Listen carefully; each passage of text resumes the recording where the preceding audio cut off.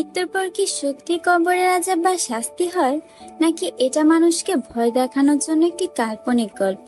সীতা নামের একটি মেয়ে বিশ্বাস করত কবরের আযাব বলতে কিছুই নেই, আর এটা প্রমাণ করতে সে চরম পাপী লোকের লাশের সাথে নিজেকে জ্যান্ত দাফন করে এক রাতের জন্য। আজ আমরা আলোচনা করব 2024 সালের বহুল আলোচিত ইন্দোনেশিয়ান হরর মুভি সিকসা কবুর বা গ্রেভ টর্চার। সীতা কি পেরেছিল ধর্মকে মিথ্যা প্রমাণ করতে, নাকি কবরের অন্ধকারে তার জন্য অপেক্ষা করছিল এক ভয়ঙ্কর সত্য নিয়ে? ভিডিওটি শেষ পর্যন্ত দেখতে থাকুন। গল্পের শুরুটা হয় দুই ভাই বোন সীতা এবং আদিলকে দিয়ে। তারা তাদের মা বাবার সাথে একটি ছোট্ট ও সুন্দর শহরে খুব সুখে শান্তিতে দিন কাটাচ্ছিল। তাদের পরিবার একটি ছোট বেকারির দোকান চালাতো। প্রতিদিন সকালে শান্ত পরিবেশে তাজা রুটির সুবাসে তাদের দোকান মুখরিত থাকতো। কিন্তু এমন এক সাধারণ সকালে পুরো জীবনটাই এক নিমিষে তছনছ হয়ে যায়। হঠাৎ করে তাদের দোকানে এক রহস্যময় অদ্ভুত লোক প্রবেশ করে। লোকটির চোখে মুখে ছিল এক চরম ভয়ের ছাপ। সে ছোট আদিলের হাতে একটি পুরনো ক্যাসেট টেপ তুলে দেয়। লোকটি কাঁপানো গলায় বলে, এই টেপে সে যা রেকর্ড করেছে তা অতি ভয়ঙ্কর, আর আমাদের সবার উচিত মহান আল্লাহর কাছে আশ্রয় চাওয়া। যাওয়ার আগে সে আদিলকে অত্যন্ত গম্ভীর কণ্ঠে সতর্ক করে দেয় সে যেন কোনো অবস্থাতেই আজ বাইরে বের না হয়। কথাটি বলে লোকটি দোকান থেকে বের হয়ে সোজা গিয়ে দাঁড়ায় ব্যস্ত রাস্তার মাঝখানে। কেউ কিছু বুঝে ওঠার আগে সে তার গায়ে জড়ানো আত্মঘাতী বোমার বিস্ফোরণ ঘটায়। বিকট বিস্ফোরণে চারপাশে ধোঁয়া আচ্ছন্ন হয়ে যায়, আর ছিন্ন ভিন্ন হয়ে যায় বহু মানুষের নিথর দেহ। সে ভয়াবহ হামলায় সীতা আর আদিলের ভালোবাসার মা বাবা চিরদিনের জন্য প্রাণ হারান। এক মুহূর্তের ব্যবধানে দুই নিষ্পাপ শিশুর হাসি খুশি জীবনটা একেবারে ছাই হয়ে যায়। কিন্তু প্রশ্ন হলো, লোকটি কেন এই ভয়ঙ্কর আত্মঘাতী হামলা চালিয়েছিল? পুলিশি তদন্তে প্রকাশ পায় লোকটি কবরের আযাবের ভয়ে মানসিকভাবে চরম আতঙ্কিত ছিল। সে অন্ধভাবে বিশ্বাস করত যে ধর্মের নামে এভাবে প্রাণ দিলে সে কবরের অমানবিক আযাব থেকে মুক্তি পেয়ে যাবে এবং সরাসরি জান্নাতে স্থান পাবে। মা বাবাকে হারানোর পর দিশেহারা দুই ভাই বোন যখন ঘরে ফিরে আসে, তখন তারা সেই রহস্যময় লোকটি দেওয়া ক্যাসেটের টেপটি প্লেয়ারের ভিতর ঢুকে চালু করে। টেপটি বাজতেই সেখানে ভেসে আসে এমন এক শব্দ যা যে কোনো সাধারণ মানুষের রক্ত হিম করে দেওয়ার জন্য যথেষ্ট। টেপ জুড়ে বারবার ব্যাকুল কণ্ঠে উচ্চারিত হচ্ছিল সিকসা কবুর, সিকসা কবুর, আর তার পেছনে শোনা যাচ্ছিল চরম যন্ত্রণায় চিৎকার করা কোন এক মানুষের নরকীয় আর্তনাদ। এই ভয়াবহ ঘটনাটি ছোট্ট সীতার কোমল মনে এক গভীর আর বিষাক্ত আঘাত হিসেবে গেঁথে যায়। বাবা মাকে হারিয়ে এতিম হয়ে যাওয়ার পর সীতা ও আদিলকে পাঠিয়ে দেওয়া হয় এক চরম কঠোর এবং অনুশাসনে ভরা ধর্মীয় বোর্ডিং স্কুলে। মা বাবাকে হারানোর অপরিসীম কষ্ট তারা ভুলতে পারছিল না। তার উপর ওই হাই স্কুলের নির্মম পরিবেশ ও কঠিন নিয়ম কানুন তাদের জীবনকে আরো দুর্বিষহ করে তোলে। এই স্কুলেই সীতার ভেতরে জন্ম নেয় এক তীব্র ক্ষোভ ও জেদ। তার মনে ক্রমাগত প্রশ্ন জাগতে থাকে, ঈশ্বর যদি সত্যি থাকেন তবে তিনি কেন তাদের নির্দোষ বাবা মাকে এভাবে ছিনিয়ে নিলেন? আর কেনই বা মানুষ মৃত্যুকে এবং কবরের শাস্তিকে এতটাই ভয় পায়?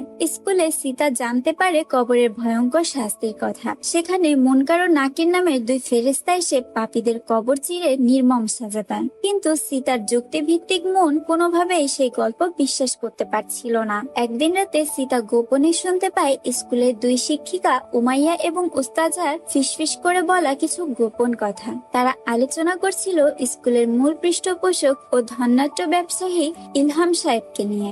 এই ইলহাম সাহেব একজন ছদ্মবেশী পিশাচ। সে স্কুলের ছোট ছোট অনাথ শিশুদের উপর পৈশাচিক নির্যাতন চালায়। এমনকি কিছুদিন আগে তার এই নির্মম নির্যাতনের শিকার হয়ে ইসমাইল নামের একটি ছোট্ট শিশু অকালে মৃত্যুবরণ করেছে। এই চরম সত্য জানতে পেরে সীতার ভেতর রাগে ফেটে পড়ে। সে প্রতিজ্ঞা করে সে এই শয়তান ইলহামের মুখোশ সবার সামনে টেনে খুলে দেবে। সে দৌড়ে ইলহামের ঘরের দিকে যায়, কিন্তু সেখানে গিয়ে দরজার ফাঁক দিয়ে সীতা যা দেখে তাতে তার পায়ের তলার মাটি সরে যায়। সে দেখে তার নিজের ছোট ভাই আদিলকেও সে শয়তান ইলহাম একইভাবে নির্যাতন করছে। সীতা বুঝতে পারে যে এই ধর্মীয় স্থানটি আসলেই শয়তানের এক অন্ধকার আকড়া। সেই রাতে শিক্ষিকা উমাইয়ার গোপনে দেওয়া সহযোগিতায় সীতা ও আদিল স্কুলের একটি পুরনো অন্ধকার সুড়ঙ্গের পথ দিয়ে পালিয়ে যাওয়ার চেষ্টা করে। সেই অন্ধকার সুড়ঙ্গ দিয়ে পালানোর সময় তারা ভয়াবহ এক বিভ্রমের মুখে পড়ে। তারা দেখে মৃত শিশু ইসমাইলের রক্তে রাঙানো এক বিকৃত বিদ্রোহী আত্মা তাদের দিকে চেয়ে আছে। কোনো মতে ভয়ে কাঁপতে কাঁপতে প্রাণ হাতে নিয়ে সে অভিশপ্ত স্কুল থেকে পালিয়ে যায় দুই ভাই বোন। এরপর কেটে যায় বহু বছর। ছোট্ট সীতা আর আদিল এখন প্রাপ্তবয়স্ক মানুষ, কিন্তু শৈশবে সেই ভয়াবহ আতঙ্ক তাদের পিছু ছাড়েনি এবং তাদের জীবনকে দুটি বিপরীত মেরুতে ঠেলে দিয়েছে। আদিল কাজ শুরু করে একটি মর্গে, যেখানে মৃত মানুষের লাশ ধোয়া ও দাফনের জন্য প্রস্তুতি নেওয়া হয়। মৃতদেহ আর নীরবতার মাঝে নিজের অতীত যন্ত্রণা ভোলার চেষ্টা করে সে। অন্যদিকে সীতা কাজ শুরু করে বয়স্কদের একটি নার্সিং হোমে। বাইরে থেকে তাকে সাধারণ একজন সেবিকা মনে হলেও সীতার মনের ভেতর পুষে রাখা প্রতিশোধের আগুন আর জেদ একটুও কমেনি। তার জীবনের এখন একটাই মূল লক্ষ্য, সে পুরো পৃথিবীর সামনে প্রমাণ করে ছাড়বে যে কবরের আযাব বলতে বাস্তবে কিছুই নেই। ধর্ম ও ঈশ্বরের নামে মানুষকে যে শাস্তির ভয় দেখানো হয় সম্পূর্ণ মিথ্যা ও বানোয়াট। সে প্রমাণ করতে চায় দুনিয়ার সবচেয়ে খারাপ এবং পাপী লোকটারও মৃত্যুর পর কবরের শান্তিতেই শুয়ে থাকে, তাকে শাস্তি দেওয়ার মতো কেউ নেই। সীতার নার্সিং হোমে মিস্টার ওয়াহিউর নামের এক বৃদ্ধ ভর্তি হন, যিনি ডিমেনশিয়া রোগে ভুগছেন। ওয়াহিউর পরিবার তার চিকিৎসার মোটা অঙ্কের খরচ চালাতে না পেরে তাকে সেখান থেকে নিয়ে যেতে চায়, কিন্তু সীতা অস্বাভাবিক জেদ ধরে তাদের স্পষ্ট জানিয়ে দেয় যে এই বৃদ্ধের সমস্ত দায়িত্ব ও খরচ সে নিজে বহন করবে। সীতা কেন হঠাৎ এই অসহায় বৃদ্ধের প্রতি এত দরদি হয়ে উঠল, এর পেছনে লুকিয়ে ছিল সীতার এক সুদূর প্রসারী এবং ভয়ঙ্কর পরিকল্পনা। একদিন সীতা ও আদিল একটি গোরস্থানে যায় এক মৃত বাসিন্দার দাফন কার্যে অংশ নিতে। সেখানে গিয়ে সীতা আদিলকে মাজবেদ নামের এক কুখ্যাত সিরিয়াল কিলারের কবর দেখায়। সীতা আদিলকে রহস্য করে বলে খুব শীঘ্রই এই শহরের সবচেয়ে নির্দয় ও পাপী লোকটিকে এই মাজবেদের কবরের ঠিক পাশে মাটি দেওয়া হবে। সে নিজের চোখে দেখবে মৃত্যুর পর এই পিশাচের কবরে সত্যি কোনো আযাব হয় কিনা। তবে সীতা তখনও এই লোকটির আসল পরিচয় আদিলের কাছে প্রকাশ করেনি। এখানে একটি চাঞ্চল্যকর তথ্য উঠে আসে। ছোটবেলায় যে বোমারু লোকটি তাদের দোকানে আত্মঘাতী হামলা চালিয়েছিল, সে দাবি করেছিল যে সে এই কুখ্যাত খুনি মাজবেদের কবরের পাশ থেকেই নাকি সে নরকীয় চিৎকারের শব্দটি রেকর্ড করেছিল। এদিকে আদিলের ব্যক্তিগত জীবনও চরম বিপর্যয়ের মুখে পড়ে। শৈশবের মানসিক ট্রমা এবং মর্গের কাজের প্রতি অতিরিক্ত মগ্নতার কারণে সে মানসিকভাবে পুরোপুরি ভেঙে পড়েছিল। তার স্ত্রী লালা তাকে আবেগহীন ও মানসিকভাবে অনুপস্থিতি থাকার অভিযোগে ঘর থেকে বের করে দেয়। আদিল একা এবং নিঃসঙ্গ হয়ে পড়ে। অন্যদিকে নার্সিং হোমে সীতা এবং বৃদ্ধ মাস্টার ওয়াইউডের মধ্যে ঈশ্বর, ধর্ম এবং পাপ পুণ্য নিয়ে এক চরম গভীর দার্শনিক তর্ক শুরু হয়। মিস্টার ওয়াইউড চরম আত্মবিশ্বাসের সাথে সীতাকে বলে মৃত্যুর পর মানুষের আত্মা বা শরীরে কোনোটাই কোনো সাজা হওয়া সম্ভব নয়। ধর্ম মানুষের তৈরি এক ভীতি মাত্র, তাই মানুষ বেঁচে থাকতে যত বড়ই পাপ করুক না কেন মৃত্যুর পর তার কোনো হিসেব দিতে হয় না। ঠিক তখনই সীতা তার দীর্ঘদিনে চেপে রাখা আসল কথাটি প্রকাশ করে। সীতা মুচকি হেসে ওয়াইউডকে বলে সে জানে যে ওয়াইউডের আসল পরিচয় কি। সে কোনো সাধারণ বৃদ্ধ বা ওয়াইউড নয়, সে হলো সেই অভিশপ্ত বোর্ডিং স্কুলের প্রতিষ্ঠাতা পিশাচ ইলহাম। সীতা এতদিন ধরে নিজের সর্বস্ব দিয়ে যে বৃদ্ধার সেবা করছিল সে আর কেউ নয়, তাদের শৈশব ধ্বংস করে দেওয়া, আদিলকে ধর্ষণ করা এবং নিষ্পাপ ইসমাইলকে হত্যা করা সেই পিশাচ ইলহাম। নিজের আসল রূপ প্রকাশ পাওয়ার পরও ইলহামের মধ্যে বিন্দুমাত্র অনুশোচনা বা ভয় দেখা যায়নি। সে উল্টো অহংকার করে বলে সে কত অনাথ বাচ্চাকে আশ্রয় দিয়েছে, আর তার সামান্য কিছু লালসা মেটানোর বিনিময়ে সে বাচ্চাদের জীবন উপহার দিয়েছে। ঠিক সেই মুহূর্তে সেখানে উপস্থিত হয় আদিল। নিজের জীবনের সবচেয়ে বড় শয়তানকে সামনে পেয়ে আদিল নিয়ন্ত্রণের বাইরে চলে যায় এবং ইলহামের ওপর চড়াও হয়ে তাকে পিটিয়ে মেরে ফেলতে চায়, কিন্তু সীতা আদিলকে শক্ত করে ধরে থামিয়ে দেয়। সীতা আদিলকে বোঝায় ওকে এখন মারিস না, আমি ওকে এতদিন ধরে এমনি এমনি বাঁচিয়ে রাখিনি। আমি অপেক্ষা করছিলাম যে ও যেন স্বাভাবিকভাবে মারা যায়। ও মারা গেলে আমি ওর লাশের সাথে এক রাত কবরে যাব। আমি দেখবো ওর মতো মহাপাপীর কবরে কোনো আযাব হয় কিনা। যদি ওর মতো নর পিশাচের কবরে কোনো শাস্তি না হয়, তবে পুরো দুনিয়ার সামনে প্রমাণিত হয়ে যাবে যে ঈশ্বর আর ধর্ম বলতে কিছুই নেই। ধর্ম শুধুই একটি মিথ্যা মশকরা। তা তাদের এই তীব্র আক্রমণাত্মক কথা শুনে ইলহামের ভেতরের সমস্ত অহংকার ভেঙে পড়ে। সে বুঝতে পারে তার পাপের হিসাব এবং সীতার এই ভয়ঙ্কর পরীক্ষার হাত থেকে তার আর কোনো রক্ষা নেই। চরম হতাশা ও জীবনের শূন্যতায় ইলহাম টেবিলে থাকা রিভলভার তুলে সোজা নিজের মাথায় গুলি চালিয়ে আত্মহত্যা করে। ইলহামের আত্মহত্যার পরে সীতা আর আদিল রাতের অন্ধকারে তার লাশ নিয়ে গিয়ে সেই কুখ্যাত সিরিয়াল কিলার মাসবেদের কবরের পাশে দাফন করার ব্যবস্থা করে।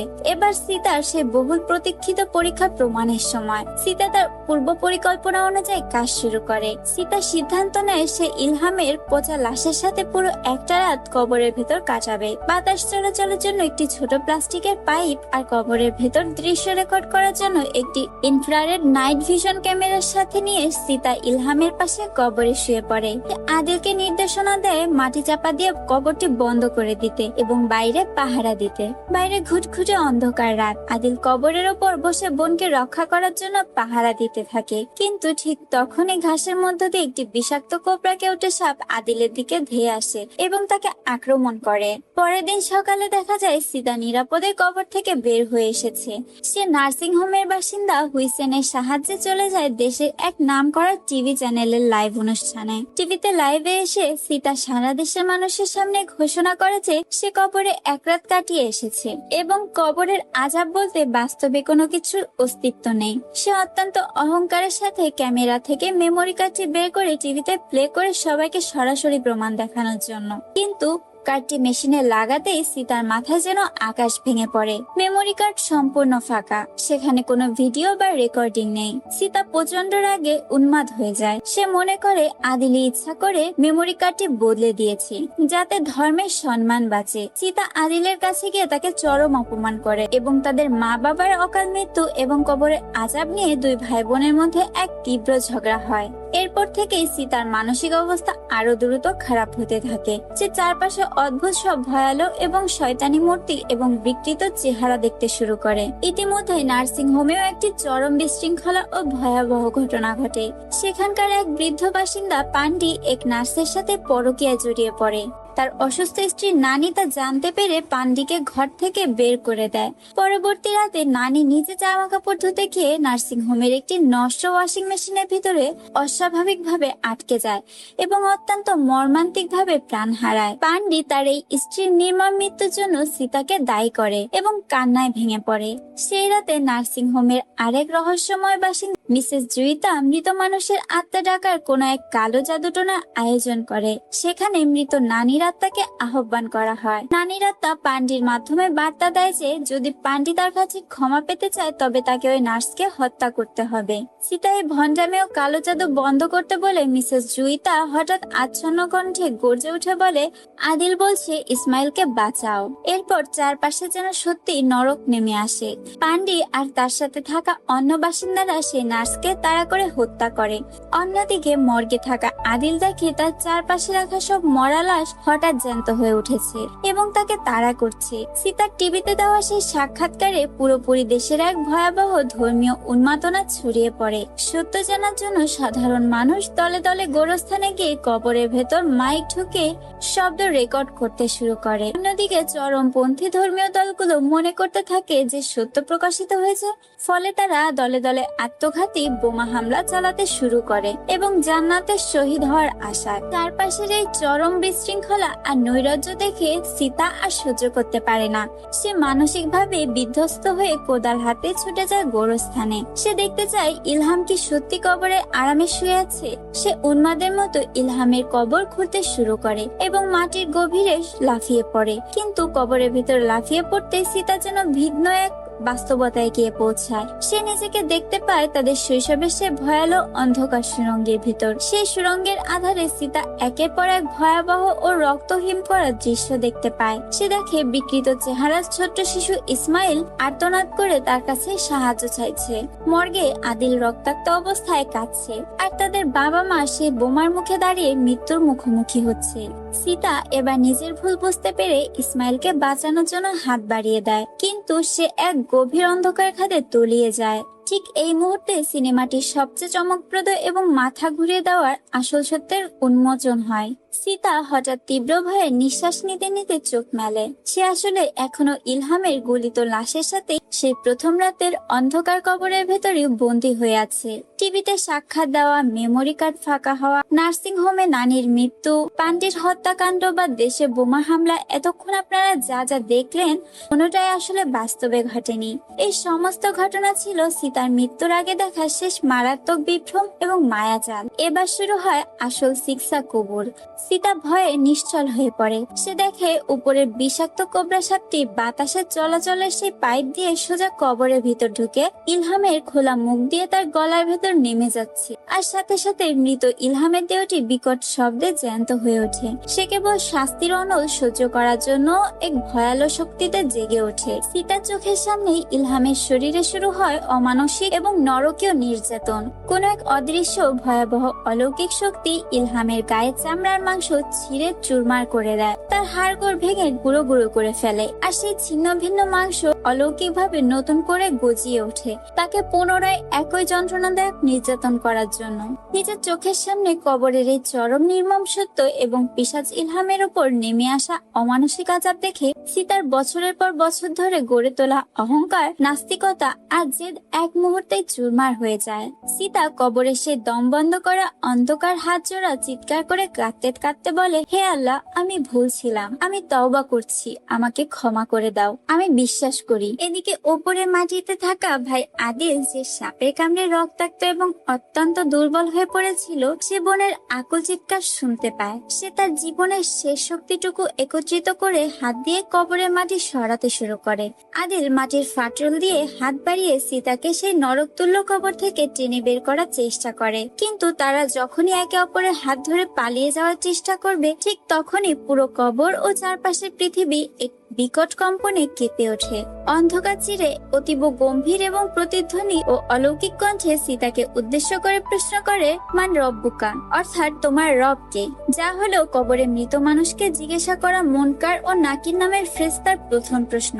সিনেমার একেবারে শেষ দৃশ্যে আমাদের এক অদ্ভুত শান্ত পরিবেশ দেখানো হয়। সীতার বিভ্রমে দেখা গিয়েছিল সে সম্পূর্ণ সুস্থ ও স্বাভাবিক অবস্থায় তার স্বামী পান্ডির সাথে বসে চা খাচ্ছে আর কথা বলছে। তাহলে এই শেষ দৃশ্যের আসল রহস্য কি? কেন ডিরেক্টর আমাদের এই দৃশ্যটি দেখালেন? এর মানে হলো সীতা যখন প্রথম রাতে ইলহামের সাথে কবরে প্রবেশ করেছিল, সে আসলে সে প্রথম রাতেই অক্সিজেনের অভাবে এবং আতঙ্কে কবরের ভেতরই মারা যায়। এরপর থেকে আমরা স্ক্রিনে যা দেখেছি, সীতার কবর থেকে বের হওয়া, টিভিতে যাওয়া, নার্সিং হোমে নানির ভয়াবহ মৃত্যু, পান্ডির নার্সকে খুন করা এবং দেশে বোমা হামলার হিড়িক, এগুলো কোনোটাই বাস্তবে ঘটেনি। কারণ নানি তো শেষ দৃশ্যে সম্পূর্ণ জীবিত। এই পুরোটাই ছিল সীতার নিজস্ব শিক্ষা কবর বা কবরের আযাব। সীতা সারা জীবন ঈশ্বরকে চ্যালেঞ্জ করেছিল, অহংকার করেছিল এবং মানুষের মনের মধ্যে ধর্মীয় বিশ্বাস নিয়ে সংশয় তৈরি করতে চেয়েছিল। তাই মৃত্যুর পর সৃষ্টিকর্তা তাকে প্রথমে একটি মিথ্যা বিভ্রমের মাধ্যমে দেখান যে তার অবিশ্বাসের কারণে দুনিয়ায় কতটা ধ্বংস এবং নৈরাজ্য নেমে এসেছে। তাকে মানসিকভাবে তিলে তিলে অনুশোচনার আগুনে পোড়ানো হয়। মানসিক শাস্তির এই পর্ব শেষ হওয়ার পর সীতাকে ইলহামের কবরে এনে সরাসরি শারীরিক আযাব এবং নরকীয় যন্ত্রণা নিজের চোখে দেখানো হয়।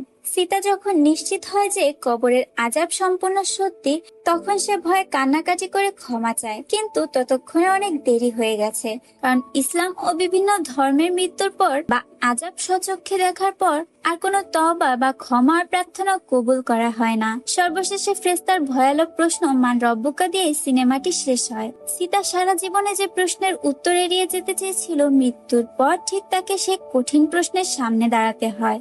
আর এরপর থেকে শুরু হয় অনন্তকালের আসল বিচার এবং শাস্তি।